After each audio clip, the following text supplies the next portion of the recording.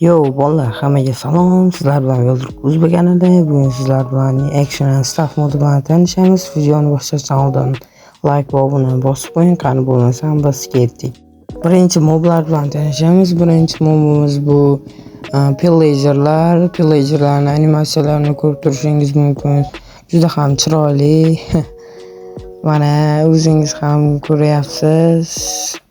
Jahldor, chunki yonida villagerlar turibdi. Ikkinchi mobimiz bu villagerlar. Villagerlarni qarang, ana juda ham qo'rqib, animatsiyalari juda chiroyli. Bu qo'rqayotgan animatsiyasi.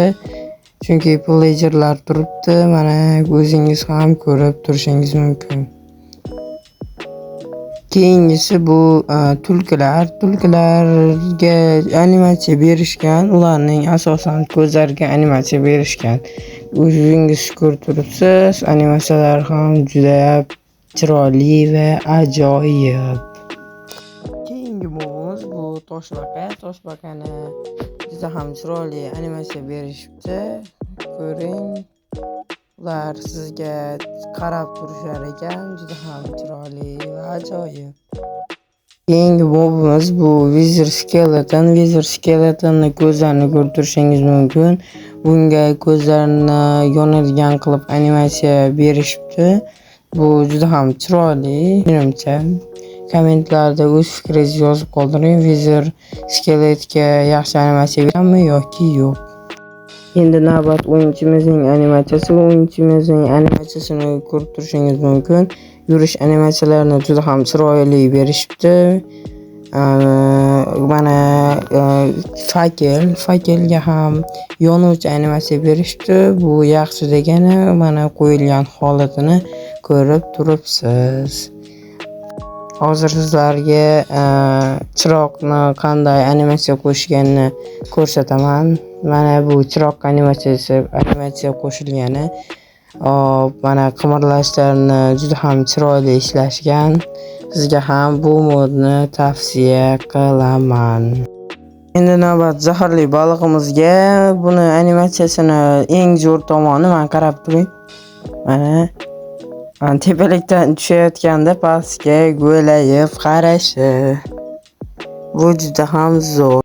Keyingi animatsiyamiz Axolot. Mana sizlarga salom deyapti va bu tepadan tushayotgan animatsiyasi juda ham zo'r. Endi navbat olmosga. Olmosni ko'rishingiz mumkin, juda ham yorqin qilib ishlashibdi. Bu yaxshi degani. Endi keyingisi bu Ender ko'zi. Ender ko'zini animatsiyasini ko'rishingiz mumkin. Qo'llari tepada turgan holda juda ham chiroyli animatsiya berishibdi. Mana endi navbat Maze'ga. Maze'ning animatsiyasini juda ham chiroyli ishlashibdi. Eng yoqqan animatsiya menga shu Maze'ning animatsiyasi bo'ldi. Pastga tushayotganda qimirlab tushishi. Keyingisi bu qilichning animatsiyasi. Qilichning animatsiyasi juda ham chiroyli.